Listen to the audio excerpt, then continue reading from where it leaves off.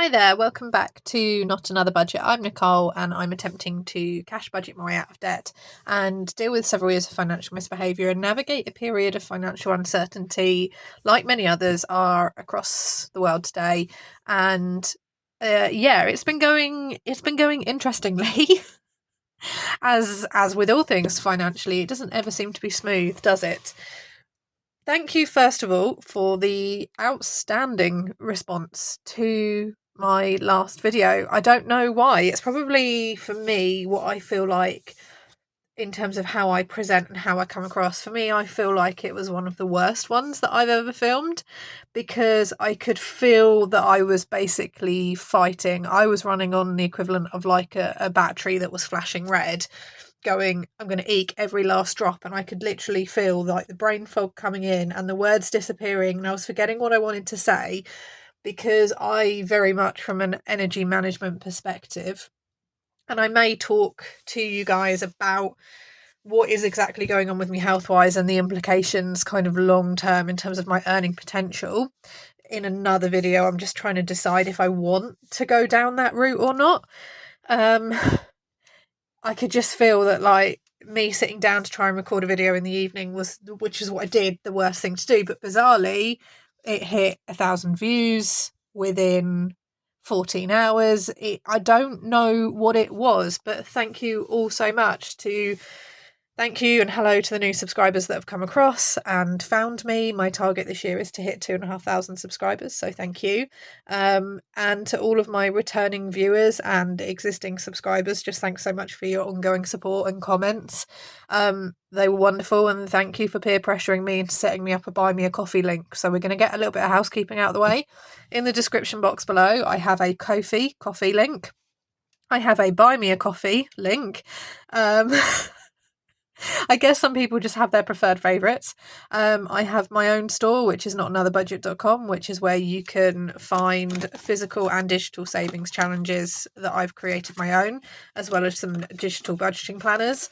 And then I also have my Vinted for my UK viewers, and that is for because I know I have people that just like to have a look at what I'm selling and what I'm getting rid of. To caveat all of those by saying that for me, those links are there because I often get asked for them. I never come onto a video and go, please send me a donation, please buy my things, please go over and make a purchase or check this out.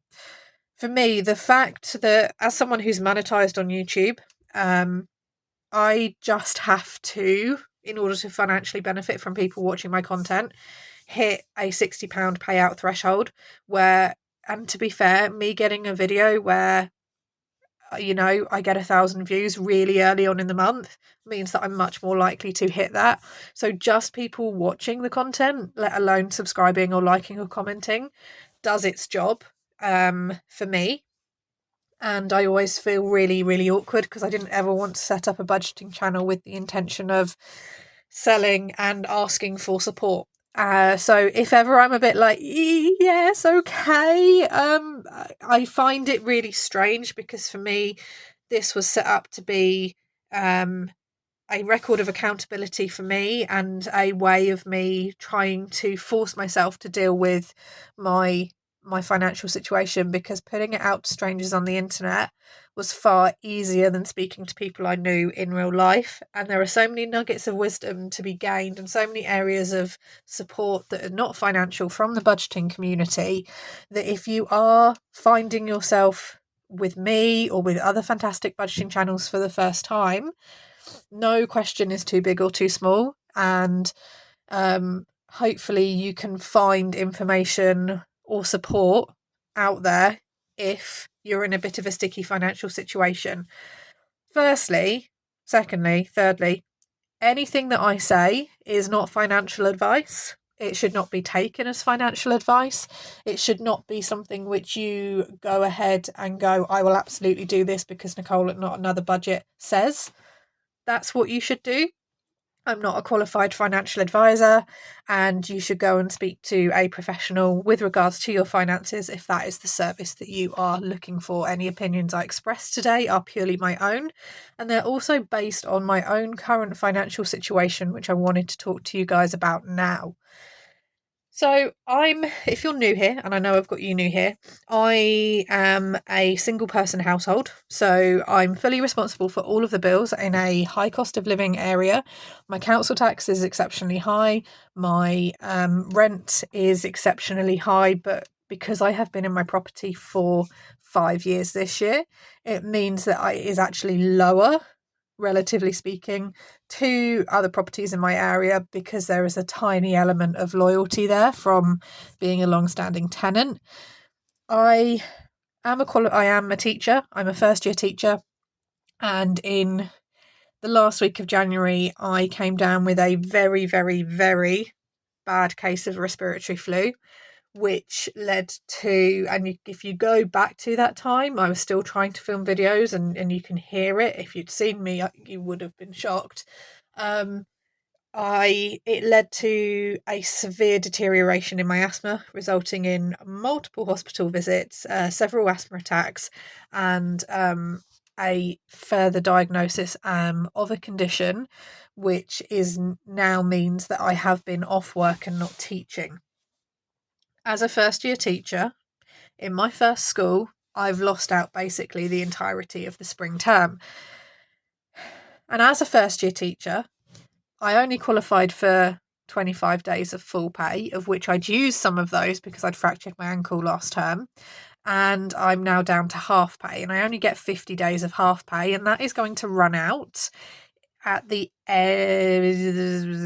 second-ish week, halfway through the second week of May, I think it is. My half pay is being topped up by statutory sick pay, but it means that I've experienced about a £500 income drop this month, because I'm signed off for all bar at the minute 2 days in April.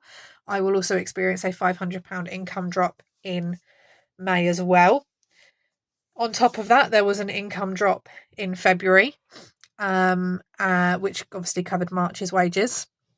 And at the same time as well, I'm also coming to the point where on the 17th of this month, so 14 days, 2 weeks, I need and will be having a rental inspection, and I will be finding out, well, in 2 weeks' time, I will find out if I get to stay in my current house at the same rate, an increased rate, or whether I need to move on and leave. And my landlord has history of being spooked by financial uncertainty, and in 2022 gave me a Section 21, so a 2-month eviction notice, because he felt the need to sell his property portfolio. A week later, he changed his mind after seeking legal and financial advice, but had issued me a Section 21. And ever since that moment, I've always had this element of fear every time we come up to this point, because although I've been a good tenant, I've paid my rent on time, I look after the property, I'm always on it in terms of communication, in terms of there's a hole in the roof, can we get that sorted, any minor things that need to be looked at. My dad just comes in and like changes the light bulb and sorts out like a little bit of like sealant around the plug and sink and stuff like that, and then the day-to-day looking after the house is for me. So although I've been a good tenant, tick box in all of those areas, obviously there's a lot of financial uncertainty going on right now, and there's also a piece of legislation which I am in favour of as a tenant, which is passing through the UK court system, the UK government system, which may spook some landlords. And that's a separate video, and legally I don't know enough about that piece of legislation either to really talk about it in depth. So that's the situation I find myself in. I am at my most unwell, my most unhealthiest. Some of that is not helped by my own lifestyle, my weight, my condition, my overall fitness. So I'm trying to, alongside everything else, address that as well in a really balanced way, working alongside the condition that I now have. Some of it is not being helped by me trying to adapt to medication, which obviously there's always an element of tweaking and things. And then some of it is not helped by the fact that I just need to adapt to my current and work out what is my new level of normal.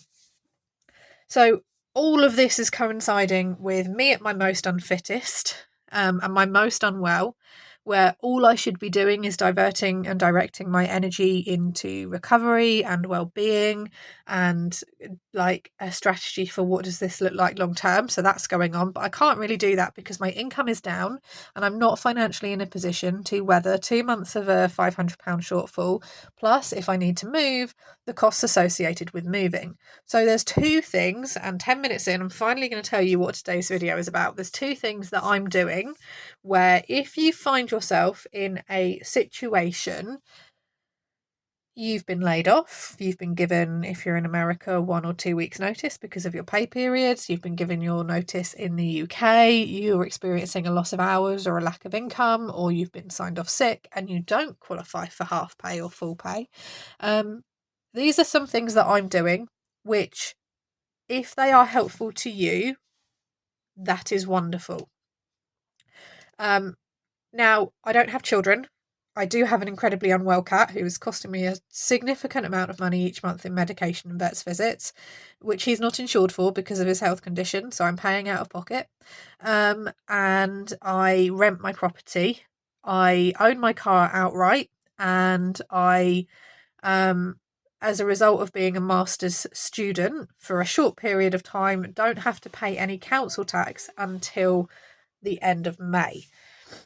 So that's the current situation for me in the UK. Regards my savings, I have paid 1 month ahead. So I have a £950 1 month ahead, which is sitting there. I don't technically have to pay my rent for April, but if you saw my rather disjointed last video, you'll know that that's not really doing me many favours at all at this point. And then there is an £800, what I'm calling end of life fund for my cat because his conditions are terminal. And I do feel like we're in the kind of last year, I would say, before he starts to cost me a lot of money. And I want to make sure that because I'm paying out of pocket, that the money is there. Given the last time we had a significant series of vets visits, it was £3,900. So that the insurer had to pay, that would now fall on my shoulders. So that's where we stand. That's the two saving situations that I have. I do have consumer debt. I have arrears to my gas and electric company, and none of those have really been able to be aggressively touched or dealt with. But what's the first thing I'm doing? Well, the first thing I've done is I'm actually looking at cash flow. Now, cash flow is typically applied within a business setting, but actually I personally feel that for me, it's something that I need to apply to my own personal budget as well. And cash flow is looking at what money you have when. It is all very well, let's say hypothetical example that you have an income of £2,000. And we're going to really play with like extremes here to demonstrate my point. You have an income of £2,000 or $2,000. Your bills, including your rent, but just your bills, so just your four walls, comes to £1,500, and then you have to spend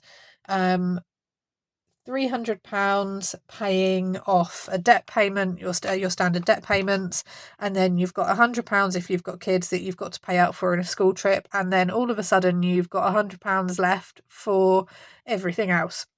That's a really extreme disjointed example, but it kind of demonstrates where if you put everything out in one go, the £1,500 on the bills all in one go, then you're left with not a lot of room for movement. And if you just go ahead and pay the £100 up front for the school trip, and you just go ahead and you pay the £300 debt payment with just automatically, you're left with £100 or $100 and you can't do much with that. There are things you can do within your £2,000 or your $2,000, and this is what I've done. So what I've done is I've looked at what money I've got coming in that is confirmed. I know that money is coming in there. This isn't including any rollover I may take for a previous month, and it is not including any extra money I may get throughout this period. So whatever point you're in, if you're at a point of you're getting laid off, be it 1 week, 2 week, 1 month, 5 months from now, you know that you're going to experience a bit of financial uncertainty. You're already experiencing the financial uncertainty, or you have been experiencing financial uncertainty, and you're now at the point where you've tried all of the tricks and the tricks aren't working. I've looked at what I've got coming in. So, for example, I knew that on the 31st of March that I would have my wages, and I know that on the 23rd of April, because I can see that information, I will receive a minimum of a £60 payout from YouTube. So that's the two things which are guaranteed.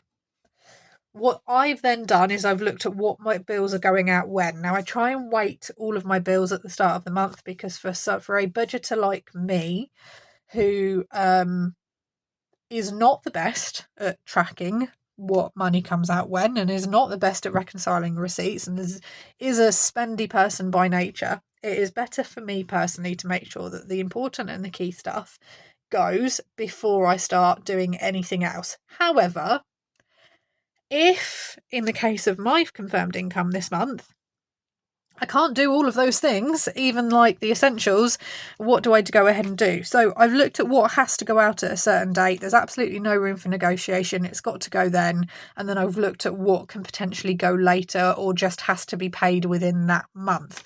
So for example, on the 17th of April, my rent has to be paid then. And I'm with a letting agency where at 9 o'clock the next morning, the day after it's due, they are on the phone going, where's the rent payment? There's no breathing space if there is a late payment for whatever reason, and if you have a guarantor, then they will contact the guarantors immediately by the end of that next day going, come on, like this needs to be paid. So I know that the 17th I can pay it earlier, I can pay it a whole month earlier, but by the 17th of every month my rent has to go out. And then by the 8th of April, that's your car tax deadline. So if your car tax doesn't get taken on the 1st of the month, they will call for it again on the 7th or the 8th. How do I know this? Because it's happened to me a few times.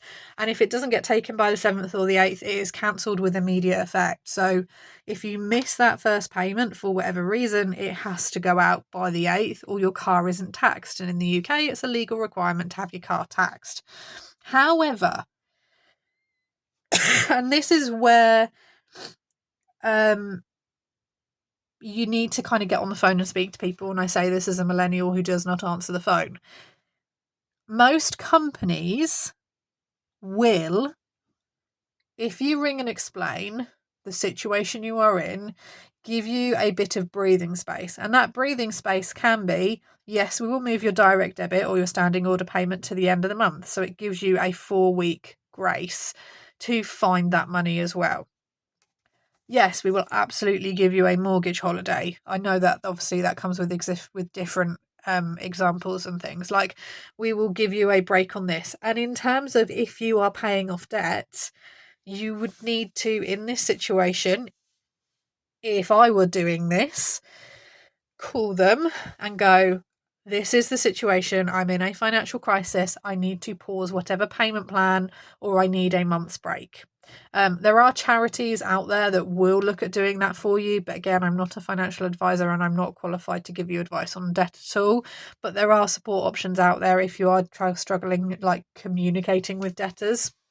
And looking and speaking about that. But in reality, your 4 walls, your transportation so that you can continue to earn or generate some money, your food and your basic clothing that is seasonally appropriate so that you and the kids are not wearing like summer wear in winter when it's freezing cold and you're at risk of getting sick, medications, etc. All of that is far more important than paying off a debt. They have to wait.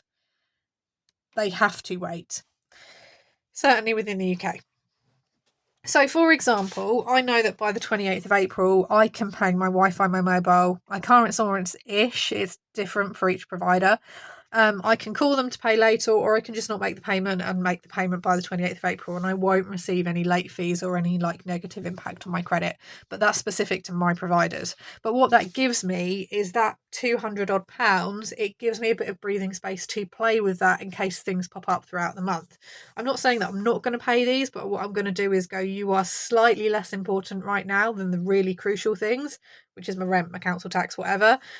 And then we're just going to put you back to there. And actually, they have a duty of care towards you. If you can't pay, you need to be able to call them and go, this is the situation. Can we pause for a month, for example?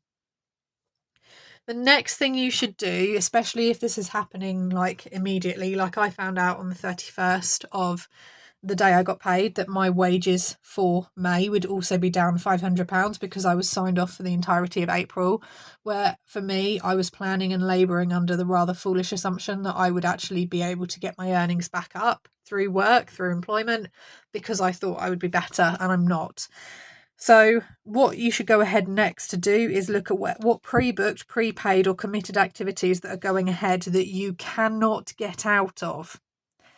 Okay, we're talking bridal party stuff that your things have been prepaid and you've kind of like you're sucked in, that's it, like you're stuck. We're talking kids school trips where you have paid the balance off and they've got to go on the trip and they hand you that these are the things you need to bring on the trip and it's going to potentially cost a bit of money. I'm talking just trying to think of what other examples.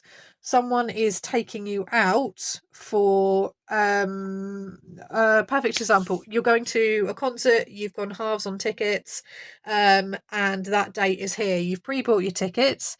The person you're going with is kind of all up for it. You can't offload your ticket. You've tried, and you've got to pay out for travel there and back. Like, you laugh. It happens. If you can't get out of them, what's that going to cost to go ahead and do? And you do it with gritted teeth, and you may not enjoy it, but you almost bookend it as this is the last of it. Because some big budgeting finance gurus will just say that you just can't do it. But if you have paid for these things, you've financially committed, and getting out of it is easier said than done. Sometimes you do just have to grit your teeth and go ahead and do it and then go, let's not get ourselves in this position again. That's just the healthy reality of life. And I get why some big budgeting financial gurus go, you can't afford to have fun. If you have prepaid for the fun and you have prepaid and done the thing and you can't get out of it, you just have to go ahead and grit your teeth and have the fun. Mr. Dave Ramsey. The next thing is something slightly different. What can be moved, rearranged or scrapped or swapped? What activity had you thought you were going to do, particularly as it's the Easter holidays, it's spring break, whatever? What can you swap around and do that you had maybe penciled in but not financially committed to? What can you swap for instead? We're going to have fantastic weather in the UK, apparently over Easter. There are tons of free parks, free activities, free Easter egg hunts, or it's like 50p or £1 to go on an Easter egg hunt with the kids. You've got libraries that are free. There are quite a few free museums. I know certainly near me, I am lucky, but there will be free museums that can look for that. Can you go on a walk if you live in a rural area and like, I don't know, even if you spend like £6 on a second-hand like map or something, like, can you go ahead and do free activities? Within that as well, and it kind of ties into the last thing, which is actually don't panic slash your budget. Are there things where it might cost you a month's subscription or a free trial that you must remember to cancel that actually means that you're going to do more activities at home? So I always keep, as much as I can, 2 subscriptions within my budget. One is YouTube Premium and one is Spotify. Now, yes, first of all, let's deal with the fact that I know YouTube Music is available and I don't have to use Spotify. I get free audiobooks through Spotify. I hate YouTube Music. So there's that. I don't pay for Disney Plus. I don't pay for Netflix. I've actually cancelled Amazon Prime because I don't need it. And I've also had a falling out with the neighbour who is also on the Amazon Prime Video account. And I thought, well, here's a good way to get back at you. So I'm going to petty cut Amazon Prime Video and not tell you. That's a separate thing. Yeah. That's just how my brain rolls sometimes. There's all of those things that you can try and do. And secondly, I keep YouTube Premium because I live alone. I have it running in the background. I think I'm up to like 800 hours of ad-free watching on an average per month. It's something that I use all the time. It connects me with the budgeting community and it is ideal for me to do because I'm at home and that works. It may be that you decide that you're going to do so for me, I am doing a free 7-day trial of Paramount Plus at the minute because I want to watch all of Yellowstone sequels and stuff, and I can stick that on in the background and work through, particularly as I get what I call sofa grounded from about midday, where I then have to migrate onto the sofa or migrate onto the floor, aka I am not standing upright in case the room spins and I end up swooning like a Victorian lady in a too tight corset. And therefore it's good to have that there. Now I will cancel within 7 days, but my binge watch thing is going to be Yellowstone. And that's something you can do with a partner in the evenings, or it can be, if it's a family friendly thing, something that you do with kids. And I'm not advocating sticking kids in front of a screen. I'm actually advocating, if the weather's nice, to just send them outside and let them run and play. I also know that that's easier said than done.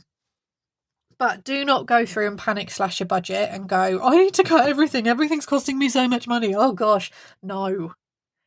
What payment dates can you move? If you need to speak to debtors, get on the phone and call them. And I say this as someone who hates doing this and puts it off, so I know I'm also speaking to myself here. Get on the phone and call them, get some breathing space, because your priority financially has to be council tax, mortgage and rent and utilities. They're not allowed to ask for money under the UK law. They're not allowed to prioritise consumer debt over essential debt, okay? Martin Lewis did some fantastic work getting that law changed. But don't go through and panic slash your budget, because it may be that actually there are things in there, like a couple of small subscriptions, which actually means that you can transfer your time and attention to home-based activities rather than going out and spending more money for the day. Controversial take, but hey, I'm not a normal budgeter. Beverage break. The second thing I'm looking at is extra income. Now, my lovelies, this is not extra income as in go ahead and find a second job or anything like that. That is a separate thing, and I've actually said longer term income strategies are deserving of a different focus and plan. This is the I need cash money right now. Okay. You need to sense check where you are now that you've looked at what your cash flow is like. Have you got savings? What are they? Where are they? Do you want to touch them? Can you touch them? Okay, there's some really separate distinctions here. If you have a jar of small change, okay, you've been doing the 1p challenge, or you've just been doing and dumping all of like your bronzes and your coppers and your silvers and stuff in there, and you decide to empty it to do a food shop and do a stock up, fine.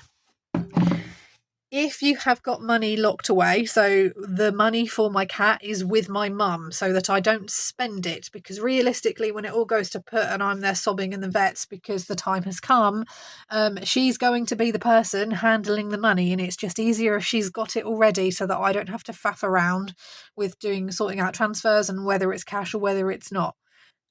She also knows to not give me that money. Even if I think there's an issue, she knows not to give it over, because that is for a definite separate thing. I have paid 1 month ahead, so that's £950 for me. I could not pay. I could choose to not go ahead and make a rent payment on the 17th of this month, and I would be, in theory, £950 better off. But then I've still got a problem come May, and potentially within that period I may also need to be moving. So I want to kind of keep that where it is for now. So for me, I can't touch them. They're not easily accessible, and I don't want to touch them. If this is a situation where you have got 3 to 5 months, 3 to 6 months, 90 days notice, I would try and throw extra income into savings. Okay. Because for this X amount of 60, 90 days, 5 months, your income is secured. I would go through and look at your budget and see what cuts can you make, what's your cash flow looking like, and put that money into savings and let that pot grow. That is something separate. This here is people like me who've been given not a lot of notice that their income is going down, or in the case of America, 1 or 2 weeks notice. Because why? Just why? That's not a lot of time. That's not a lot of money. That's not a lot of paychecks. Okay. I would still, for me, not go ahead and touch savings at that stage. What I would instead look at is what income can I generate quickly. Okay. This is not door dashing. This is not Uber Eats. This is not going and working yourself to the bone to like just pause for a second. Look around your house. I'm just going to do a thing. How much absolute rubbish can you see just lying right here? This is just around my desk, and I have a whole 2-bedroom house with a garage and a conservatory. Okay, I have stuff. I can get rid of stuff and it will still look like I have stuff, because I'm a hobbyist. I'm a hoarder. Not quite a hoarder. I'm hoarder light. I'm a hobbyist. I have things. I have start things. I like things. I like buying things. I'm a spender, but I'm also not sentimentally attached to the most of the stuff I buy. So when I want to get rid of it, at a car boot sale, at a garage or a yard sale. It's a garage sale, guys. It's not a yard sale. I know it's America, but like, it's garage, all right? And it's not garage, it's garage. Thank you. Or via eBay, which you can get in the UK or the USA, or everywhere in the world near enough. Or on Vinted. Love Vinted. Love me Vinted more than eBay in the UK specifically. Or if you're in the USA, Poshmark and Mercari. I did my research-ish.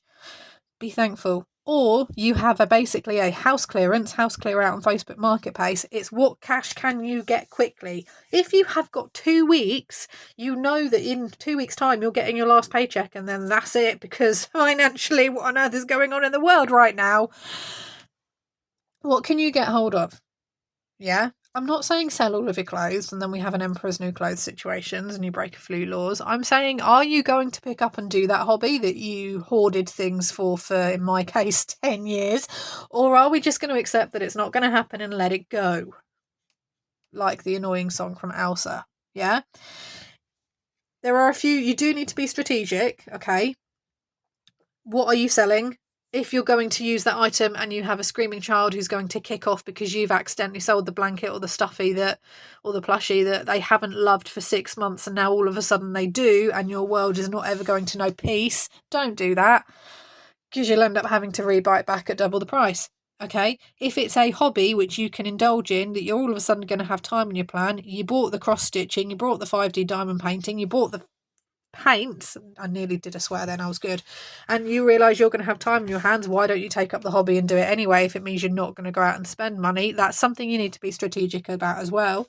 And you also need to be strategic about what you're pricing your items for. Do not price them so high because you think that because you paid £40 for that dress it should sell for 30. Sell it for 20 or 15. Just get it gone. Because 20 or 15 is 20 or 15 pounds that it didn't have previously. No one's buying the dress for 30. It's 10 years old. You bought it 40 years ago. It's not in the great condition. You've had lovely lots of wear. Get it gone. Okay. And within that price as well, set a target for this, your immediate quick cash income. What do you need and by when? So for me, my target is an entire additional month's rent payment to cover both the shortfall in April and in May, and then I don't have to touch the £950 that I've already got set aside just in case I need it to move with. And I want to do it in 2 weeks. Okay, so I've got a target. What I am pricing and what I'm selling and where also works within that. So there is a little bit of strategy involved. I call it reselling because if I see a phase 8 dress that is new with tags at a size 14 for £2 in a charity shop, yes, I picked that up and resold it for £25 because that's £23 I didn't have. Okay? But know what you're doing there. That's a separate discussion. Okay, be strategic with what you sell and be strategic with what you price your items for. If you've got an item listed for £15 and someone sends you an offer for £13, I have accepted those offers because at the end of the day it's £2. I can get that £2 from something else. It's £13 I didn't have. If someone sends me an offer for a £5 on a £15 item, I'm going to laugh them out the door and go, no. Have your kind of, when you list an item or when you're selling it at a car boot or a garage sale, have your, I would love this for it, but I will accept this. Don't go below this. Don't go below your line. Okay. If it's 50p, if they're like skirting on the edges, they're opening up the gate slightly going, hi, can I have your item for 50p less than your absolute minimum? Okay. Some things are great for selling online. Takes time, which is why Vinted is my preferred platform to eBay. Some things are great for selling in person. Some things you need to cast an eye out, so it's going to take a little bit of time, but it's going to be a really good distraction for you rather than just panic spiraling. Give yourself your target for how much do you need and when by. Now, if you're someone who knows that your income is secured for, say, 2, 3, 5 or 6 months, I would still do this activity, but I would put that money into savings. And I would, if this was me, so if I were doing these things and I had this notice, I would still do this activity. I would put the money into savings, and then alongside that, I would go through and look through my budget. If you're like me and you've got something very immediately, like 6 weeks, that needs to be dealt with, so in 2 weeks' time, rent shortfall, and then 4 weeks after that, rent shortfall, without the additional pressure of potentially having to move within that middle period as well, or find cash for a move, I won't need to immediately be out the door, then that is what I would do. These are the two strategies that I'm looking at. It's extra income quickly, as in quick cash money, and then also the cash flow and what is going on with my budget. I hope that you have found this useful, but just to reiterate, all the scenarios I'm talking about are scenarios that I have either experienced or I know people have experienced within my personal family. Whether I'm giving a UK or a US example, I know that I have a US viewer base as well. And I also know, because I keep up with current affairs, that there is a large amount of people getting kind of temporarily laid off or laid off very quickly. And I also know that within the UK, there is a lot of financial uncertainty because of global events at the minute, and people not moving on or people being told that their jobs are no longer there for them. But these are the first two things I would do. Like, this is assuming as well that you are doing a budget. That's a separate video. And my brain cells are going. Cash flow. What cash have you got and when? And what extra quick cash money can you get in? Thank you so much for watching. Today's going to be a 2-video day because I did not film and release this video yesterday because the brain cells and the fatigue went, no, it's not going to be one of those days. So you're going to get a video released very soonish, and then you're also going to get a video released later on this evening as well. I'm going to love you and leave you. Thank you so much for watching. I hope you found it useful. Let me know your little nuggets of wisdom down in the comments below. And as always, links will be in description. Bye-bye for now.